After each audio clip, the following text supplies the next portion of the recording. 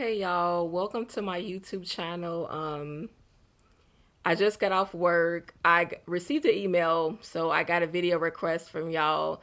I should go back to my laptop to read it verbatimly, but it's from Precious Austin and it's her YouTube name. So in the future, if y'all send me emails, let me know if you don't want me to include like your name and you want to make up an alias name. Just give me a name or whatever. So pretty much the email read something to the effect of, "Can it work if you marry someone outside of your culture?" Because we know we can marry interracially, but you can also marry interculturally.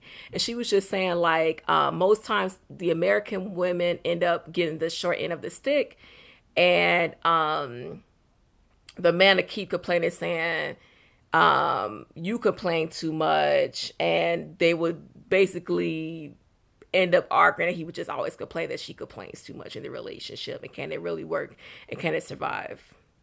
I'm going to try to give a short, quick response to that. I did another video. I was actually at my laptop and I read the entire email, but I am super tired and I just wanted to get better lighting without turning on my light on. So here we go.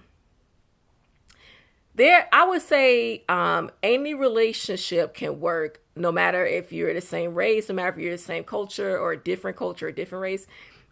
It can work just as well as you can meet someone that is in your same culture, same race, and it won't work because it really depends on the compatibility.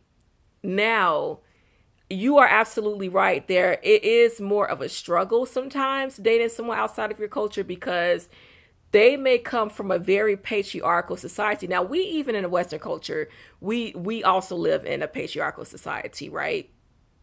But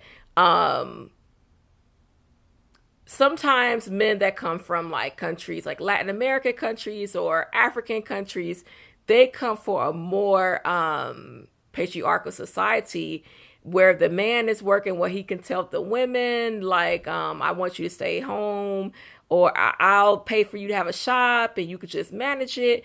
It's different variables. I hear a lot of African men because, mind you, if I've had a lot of different and from different countries in Africa. Okay, a lot of different African men say like, I don't know about dating American women because they claim sexual harassment, blah blah blah. And I've grown to be very weary of those men because it's just like, what do you mean by that, first of all? And I try to gain an understanding. But if you are a respectful man, you don't really have to worry about sexual harassment. Okay? You just don't. And even with European Caucasian men, like I've studied abroad, I've went to Spain, and they are aggressive. Okay, in Spain they're aggressive, and they're Spanish, but they are very aggressive. They even teach you that when you're going to study abroad or whatever. So as far as a man saying you complain too much, let me tell y'all, I dated an American and that was the same language. You know why? Because we were not compatible. If you are a Christian and believe in being equally yoked, we were not equally yoked. When you are not compatible with someone and someone is not trying to make a relationship work, that to me is a red flag. If a man just write you off as, or anyone, if you're really just like legit, like, okay, let's communicate, or like our communication be better, and you notice and you know in your heart of hearts that person is not really trying to come meet you in the middle, that's a red flag. And I don't think you should stay or remain in that relationship. And any relationship where you're constantly arguing and you're forcing it, it does not flow like water. That's not a relationship for you. You guys are not compatible. You're not equally yoked. And that's something you want to consider. I just share with you all that, a Nigerian man was recently trying to date me, and I'm not dating right now, but he was trying to talk to me, but he was hecka controlling. Not only was he controlling, but he tried to gaslight me. Like, that's a whole other video. But this man tried to gaslight me like none other. And thank God I had seen it before with someone else, and they was foreign too. They was from another country in Africa. And I don't want to say it's all African men that do this, because I have some great African friends that don't do things like that, but Yeah, culturally, when people come from different sides of the world and from different lifestyles, you are going to have some barriers, some obstacles in your relationship, especially if that is not, if polygamy is practiced and that's something that's not practiced, and where how you were raised, it's going to cause a lot of friction. Um, but it's not all the time about where that person is from and being from a different culture. Is who that person is in the inside, what their personality traits are, what their character flaws are. It's that person who they are, like who they are, their influence, how they were brought up. It's all of those things, which obviously culture plays a huge part in that. But I'm not going to say no, it can't work, because you could meet somebody that's on the fifth floor that was raised in the same hood, neighborhood that you was raised in, the same wherever, and y'all could be polar opposite. So don't write off because they're from different culture. But if you see a pattern, and you ladies, we know what I'm talking about. Okay, if you see a pattern in certain men, what I had to do, I used to want to get married to someone from Africa. Like, I'm like, oh, I want to marry an African man.